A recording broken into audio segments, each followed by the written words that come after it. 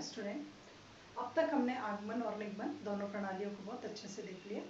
अब आज हमें यह देखना है कि आगमन और निगमन प्रणालियाँ क्या है। कल मैंने आपको अलग अलग बताया, सेपरेट दोनों की इम्पोर्टेंस बताई कि कहाँ पर निगमन प्रणाली उपयुक्त रहेगी और कहाँ पर आगमन रहेगी।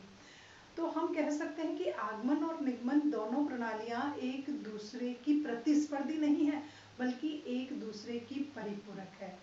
आप किसी भी, अगर हम अर्थशास्त्र का एक वैज्ञानिक अध्ययन करना चाहते हैं तो अर्थशास्त्र का वैज्ञानिक अध्ययन किसी एक प्रणाली के द्वारा संभव नहीं है। जब तक हम इन दोनों प्रणालियों को अर्थशास्त्र के अध्ययन में, आर्थिक समस्याओं के समाधान में एक साथ इन दोनों प्रणालियों का प्रयोग नहीं करेंगे, तब तक अर्थशास्त्र द्वारा, हमारे अध्ययन के द्वारा जो प्रतिपादित सिद्धांत है, जो नियम है, वो सत्यता की कसौटी पर खरे नहीं उतरेंगे। अतः अर्थशास्त्र के अध्ययन के लिए प्राय अर्थशास्त्रियों ने, आधुनिक अर्थशास्त्रियों ने भी अब ये मान लिया है कि अर्थशास्त्र के अध्ययन के लिए दोनों प्रणालियों का प्रयोग बहुत उचित है, दोनों का साथ प्रयोग करें। क्योंकि निगमन प्रणाली का अपनी सीमाएं हैं, अपने दोष हैं, आगमन प्रणाली की अपनी सीमाएं, अपने दोष हैं, तो दोनों प्रणालियों में कुछ न कुछ दोष उपलब्ध हैं। तो ऐसा हो कि हम इन दोनों के गुणों को साथ में लेकर के और फिर अर्थशास्त्र का अध्ययन करें तो ज़्यादा अच्छा होगा और हमारी आर्थिक समस्याओं का समाधान भी हो जाएगा। तो अलग अलग अर्थशास्त्रियों ने अपने अलग अलग प्रकार के स्टेटमेंट दिए हैं इस बात के सपोर्ट में। तो सबसे पहले हम लेते हैं प्रोफेसर वैगनर के जो विचार हैं वो। प्रोफेसर वैगनर ने क्या कहा है? उन्होंने कहा कि रीति के संबंध में वाद विवाद का सही हल निगमन या आगमन के चुनाव में नहीं, बल्कि निगमन और आगमन दोनों को अपनाने में है। देखिए वैगनर ने क्या कहा। वैगनर ने कहा कि अर्थशास्त्र के अध्ययन में रीति के संबंध में आपके वाद विवाद का जो अर्थ है, अर्थशास्त्र में रीति के संबंध में जब हम वाद विवाद करते हैं कि कौन सी रीति को अपना जाए, कौन सी को नहीं अपना जाए, इस पर हमारा थोड़ा सा डिबेट हो, तो रीति के संबंध में वाद विवाद करने का सही हल उन दोनों में से किसी एक को चूज करना नहीं है कि निगमन का चयन करें या आगमन का चयन करें। इन दोनों में से किसी एक के चयन में नहीं है, बल्कि इन दोनों को एक साथ अपनाने में है। तो ये वैगनर के कथन थे कि हम दोनों में से किसी एक को चयन में टाइम वेस्ट नहीं करें, बल्कि दोनों को एक साथ अपना लें, प्रोफेसर वैगनर ने कहा। उसके बाद प्रोफेसर मार्शल ने शमोलर को दर्द करते हुए लिखा, शमोलर को बताते हुए कहा कि जिस प्रकार चलने के लिए दोनों पैरों की आवश्यकता होती है, कि जब हम चलते हैं तो दाएं और बाएं दोनों पैरों की आवश्यकता होती है, एक पांव के बिना सही तरीके से नहीं चला जा सकता। उसी प्रकार अर्थशास्त्र के अध्ययन के लिए निगमन या आगमन दोनों में से किसी एक को अपना करके नहीं, बल्कि दोनों की हमें जरूरत है। तो उन्होंने कहा कि जिस प्रकार चलने के लिए दाएं और बाएं दोनों पैरों की आवश्यकता होती है, उसी प्रकार अर्थशास्त्र के वैज्ञानिक अध्ययन के लिए आगमन और निगमन दोनों प्रणाली चाहिए। It means if you want to study the economics in a scientific manner, then both methods is essential. कि अगर आप अर्थशास्त्र का एक वैज्ञानिक अध्ययन चाहते हो तो आप निगमन और आगमन दोनों को अपनाओ। जैसे मनुष्य के चलने के लिए दोनों पांव की आवश्यकता होती है, तो अर्थव्यवस्था के अध्ययन के लिए भी इन दोनों प्रणाली की आवश्यकता होगी। ये बात मार्शल ने शमोलर को उद्धृत करते हुए बताई थी। सैमुअलसन ने कहा, आगे सैमुअलसन कुछ कहना चाह रहे हैं कि ठीक से समझने पर सिद्धांत व पर्यवेक्षण निगमन व आगमन में विरोध नहीं करते। अगर आप सही से अर्थशास्त्र के सिद्धांतों को समझेंगे, उनका पर्यवेक्षण करेंगे, उनका सुपरविजन करेंगे, उनका ऑब्जर्वेशन करेंगे, उनका अवलोकन करेंगे, तो ये निगमन और आगमन में कभी विरोध ही करते हुए नजर नहीं आए। जो अर्थशास्त्र के सिद्धांत है वो कभी दोनों में विरोध नहीं करते, तो हम अर्थशास्त्री होकर के फिर दोनों में क्या विरोध करें। अर्थात उनका कहने का अर्थ है कि सिद्धांत दोनों के द्वारा ही प्रतिपादित किए जाते हैं। तो इस प्रकार निगमन आगमन एक दूसरे से जुड़े हुए, तर्क से तथ्यों की जांच और तथ्यों से तर्कों की सत्यता का क्रम वैज्ञानिक विधि के अविभाज्य अंग है। आगे क्या कह रहे हैं सैमुअलसन, जो सुनिए कि निगमन और आगमन प्रणालियां एक दूसरे से जुड़े हुए तर्क से तथ्य। सबसे पहले क्या किया, आपने किसी तर्क से लेकर के तथ्य की जांच की। निगमन और आगमन में आपने सबसे पहले किसी तर्क को लेकर के तथ्य की जांच की और फिर तथ्य से वापस आप तर्कों की सत्यता की जांच करो। इट मीन्स वही बात होगी, जहां सामान्य से विशिष्ट की ओर गए, विशिष्ट से वापस सामान्य सत्य का पता लगाओ। तो सबसे पहले आप तर्क से तथ्यों की जांच कर लो, और जब आपके पास तथ्य हैं तो तथ्यों से वापस सत्यता, तथ्यों से तर्कों की सत्यता का क्रम वैज्ञानिक विधि के अविभाज्य अंग है। अगर आप किसी साइंटिफिक मैनर में स्टडी करना चाह रहे हो तो ये दोनों उसके अविभाज्य अंग है। हमें दोनों को ही एक साथ लेकर के काम करना पड़ेगा। तो ये इतने सारे जो स्टेटमेंट हैं वो यही शो कर रहे हैं कि रियल में if you want to study the economics in a scientific manner then both methods is essential. अगर हम अर्थशास्त्र का एक वैज्ञानिक अध्ययन चाहते हैं, सही सिद्धांत प्रतिपादित करना चाहते हैं, तो अर्थशास्त्र के अध्ययन के लिए ये दोनों प्रणालियां बहुत ज़्यादा इम्पोर्टेंट रोल प्ले करती है। अब बात आती है कि इन दोनों का कहाँ कहाँ कितना कितना कैसे कैसे प्रयोग किया जाए। तो सबसे पहले it is totally depend upon कि रियल में कौन सा मेथड अपनाया जाए, कौन सी प्रोसेस, कौन सा वो, तो ये किस पे डिपेंड करेगा। It is totally depend upon the आपकी इकोनॉमिक प्रॉब्लम का नेचर कैसा है, what is the nature of our economic problem, कि जो भी आपके सामने आर्थिक समस्या है, जहां आप इन दोनों मेथड में से किसी एक मेथड को चूज करना चाहते हो, तो it is totally depend upon various types of factors. तो ये बात बहुत से फैक्टर्स पे करेगी कि रियल में पर्टिकुलर कौन सा मेथड कहाँ स्पेशलाइजेशन के तौर पर काम में लिया जा सकता है। तो ये कहाँ कहाँ दोनों का कहाँ कहाँ और कितना कितना प्रयोग करो, ये किस पर निर्भर करता है, आर्थिक समस्या की प्रकृति पर, कि रियल में जो प्रॉब्लम है एटलीस्ट उसका नेचर कैसा है, किस टाइप्स के है, नेचर क्या है, जो भी आपकी समस्या है उसका नेचर कैसा। जैसे बेरोजगारी समस्या है तो उसका नेचर क्या है, it is depend upon database भी है और ह्यूमन बींग्स भी है। गरीबी डेटाबेस है, नेशनल इनकम डेटाबेस है, बट यूटिलिटी ह्यूमन साइकोलॉजी पर डिपेंड है। तो आपको देखना पड़ेगा कि आर्थिक समस्या की प्रकृति कैसी है, उसका नेचर कैसा है। उसके बाद तथ्यों की उपलब्धता, कि आपके पास फैक्ट अवेलेबल है, डेटाज अवेलेबल है, आपके पास सारे आ जाएंगे फैक्ट्स एक के बाद एक के बाद एक, किसी क्रम में आ सकते हैं, क्या हो सकता है। तो तथ्यों की उपलब्धता, कि अगर आंकड़े उपलब्ध है तो आगमन अपना सकते हो, और अगर आपके पास आंकड़े उपलब्ध नहीं है तो फिर आगमन निगमन प्रणाली को फॉलो करना पड़ेगा। तो तथ्यों की उपलब्धता तथा प्रयोग की सुविधा। अब डेटाज हैं बट अब साइंटिफिक उसका टेस्टिंग नहीं कर सकते हो, तो जब आप टेस्टिंग नहीं कर सकते हो तो फिर आपको वही करना पड़ेगा, निगमन प्रणाली को फॉलो करना पड़ेगा। तो आर्थिक समस्या का नेचर कैसा है, ह्यूमन साइकोलॉजी पर डिपेंड है या डेटा बेस्ड है, उसके बाद डेटाज अवेलेबल है या नहीं है, उसके बाद टेस्टिंग पॉसिबल है या नहीं।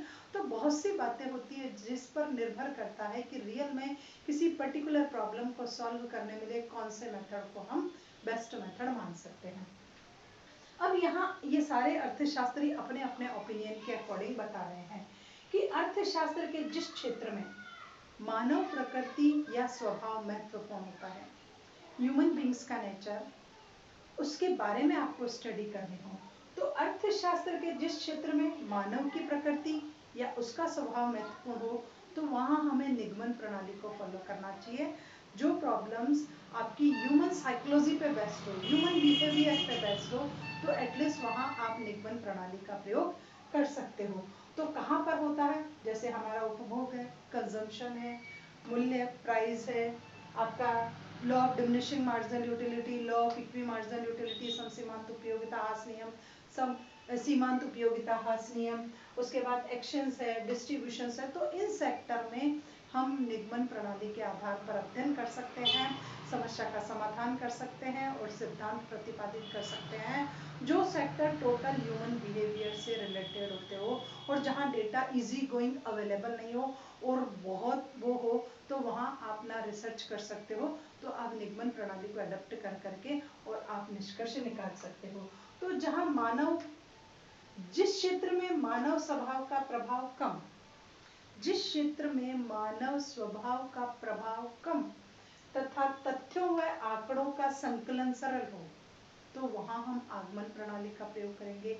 इट मीन्स ऐसी बेसिक प्रॉब्लम्स, इकोनॉमी की ऐसी ब्रांच जहां आपको स्टडी करनी है, रिसर्च करनी पड़ती है, वहां ह्यूमन साइकोलॉजी, ह्यूमन नेचर्स की इम्पोर्टेंस कम होती हो और डेटा कलेक्शन इजी गोइंग हो सकता हो। तो जहां मानव का प्रभाव कम और डेटाज और फैक्ट्स को कलेक्ट करना आपके लिए इजी हो, तो वहां आप आगमन प्रणाली का प्रयोग कर सकते हैं। इकोनॉमिक्स की ऐसी प्रॉब्लम जहां ह्यूमन बिहेवियर, ह्यूमन नेचर्स, उसकी बेसिक प्रॉब्लम आती हो, आपको डेटाज नहीं कलेक्ट कर पाते हो, तो आप निगमन प्रणाली को फॉलो कर लीजिए। और जहाँ ह्यूमन नेचर की इम्पोर्टेंस कम हो और डेटा का कलेक्शन इजी हो, तो वहाँ हम आगमन को फॉलो कर सकते हैं। जैसे, और जहाँ प्रयोग भी संभव हो, आंकड़ों का संकलन ही नहीं, प्रयोग भी संभव हो, तो वहाँ हम आगमन प्रणाली का प्रयोग कर सकते हैं कि आपने डेटा का कलेक्शन कर लिया और ये कर लिया। जैसे उत्पत्ति, राजस्व, व्यापार चक्र, आपका प्रोडक्टिविटी है, आपका पब्लिक फाइनेंस है, ट्रेड साइकिल है, तो यहाँ पर आंकड़े, तथ्य, सूचनाएं आदि आसानी से उपलब्ध हो जाते हैं। इस फील्ड में आपके पास डेटाज इजी गोइंग अवेलेबल हो जाते हैं और प्रयोग भी संभव हो जाता है। जैसे आर्थिक नियोजन है, तो कौन कौन से सेक्टर है? उत्पत्ति है, राजस्व है, आपका व्यापार चक्र है, आर्थिक नियोजन है, जहां आपको डेटा आसानी से अवेलेबल हो जाते हैं, टेस्टिंग पॉसिबल है, तो हम आगमन प्रणाली का प्रयोग कर लेंगे। अब माल्थस का जैसे उत्पत्ति का सिद्धांत, उससे दोनों से रिलेटेड है, माल्थस की थ्योरी दोनों जगह काम में आ सकती है।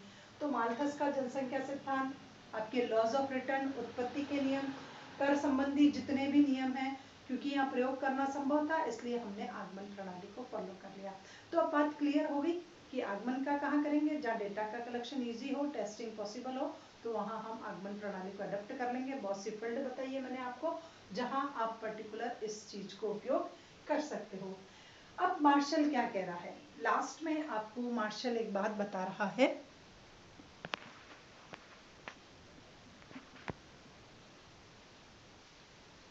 तो यहाँ तक आपके बात समझ में आ गई कि जिस क्षेत्र में मानव प्रकृति स्वभाव महत्वपूर्ण होता हो, वहाँ निगमन प्रणाली, और जिस क्षेत्र में आपका प्रयोग पॉसिबल हो, डेटास का कलेक्शन इजी हो, सूचनाएं, तथ्य, आंकड़े उपलब्ध हो गए, वहाँ हम आगमन प्रणाली को फॉलो करेंगे। अब आता है कि मार्शल ने आपको एक बात बताई, तो मार्शल के अनुसार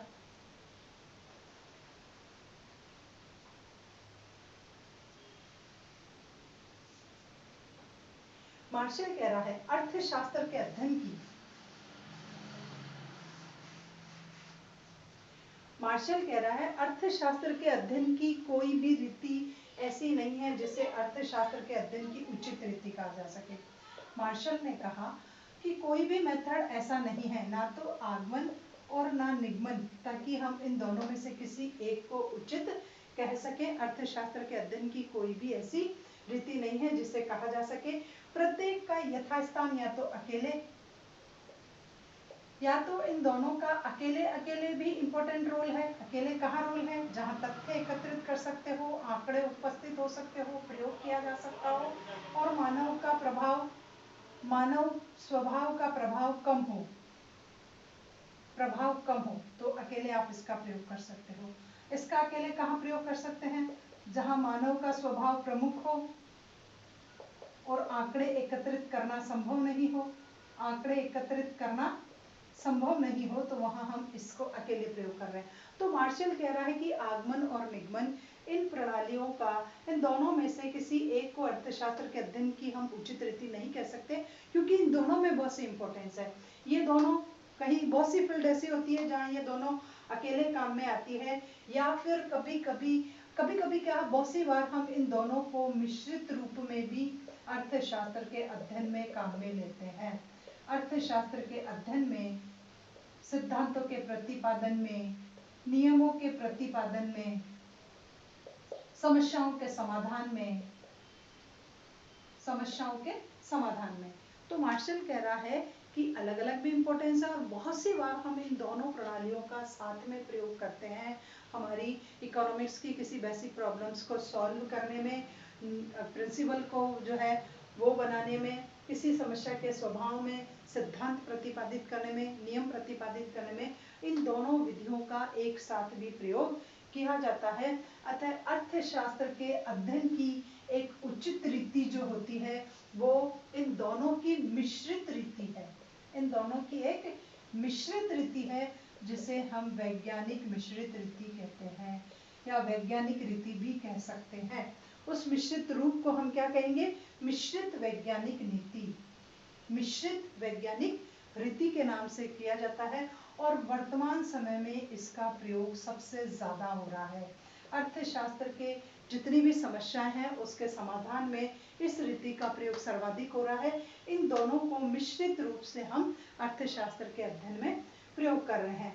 तो आधुनिक अर्थशास्त्रियों का ये दृढ़ विश्वास है, जो भी आधुनिक अर्थशास्त्री हैं, जो मैंने आपको बताया, जो आगमन को फॉलो करते थे, तो आधुनिक अर्थशास्त्रियों का ये दृढ़ विश्वास है कि अगर हमें अर्थशास्त्र का पूर्ण अध्ययन करना है, आपको अपने अर्थशास्त्र का पूर्ण अध्ययन करना है,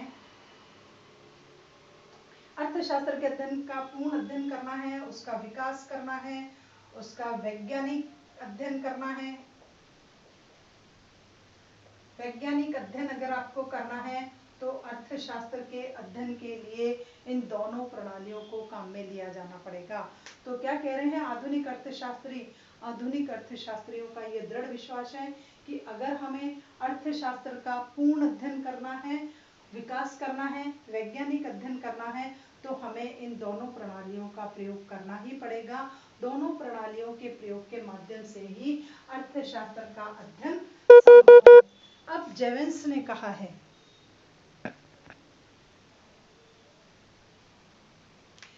जेवेंस ने एक स्टेटमेंट दिया है लास्ट में। प्रोफेसर जेवेंस कहते हैं कि आंकड़े खुद कुछ नहीं बोलते, आंकड़े स्वयं कुछ नहीं बोलते, आंकड़े स्वयं कुछ नहीं बोलते,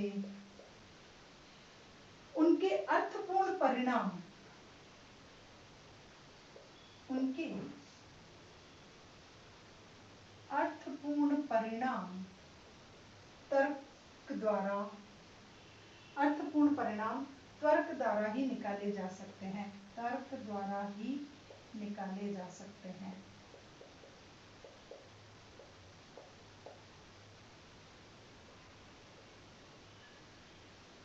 अब प्रोफेसर जेवेंस ने क्या कहा कि आंकड़े स्वयं कुछ नहीं बोलते। अगर आप कहो कि मेरे पास डेटा है और मैं डेटा के बेस पे ये कर लेता हूँ, वो कर लेता हूँ, तो आंकड़े स्वयं कुछ नहीं बोलते हैं। अगर आपको उनका अर्थपूर्ण परिणाम निकालना है कि रियल में कुछ अच्छा पता, तर्क के द्वारा ही निकाले जा सकते हैं। इट मीन्स जहाँ तर्क की बात आई निगमन प्रणाली, जहाँ आंकड़ों की बात आई आगमन प्रणाली। इट मीन्स जेवेंस का मत भी यही है कि अर्थशास्त्र के अध्ययन के लिए दोनों प्रणालियां ही उचित है। तो इस प्रकार ये पूरा लास्ट का जो लेक्चर था वो उससे रिलेटेड था कि अर्थशास्त्र के अध्ययन में हम किसको करें। क्वेश्चन आता है निगमन और आगमन एक दूसरे की परिपूरक है, इस कथन को समझाइए। तो जब आप इस कथन को समझाते हो तो निगमन आगमन का शॉर्ट आपको जो है, शॉर्ट मैं आपको दोनों का मीनिंग और थोड़ी सी कैरेक्टरिस्टिक्स बता करके और कहाँ का यूटिलाइज्ड होती है वहाँ बता करके लास्ट में सारे स्टेटमेंट लिख करके फिर आपको बताना है कि अगर साइंटिफिक स्टडी चाहिए तो हमें दोनों को अपनाना पड़ेगा।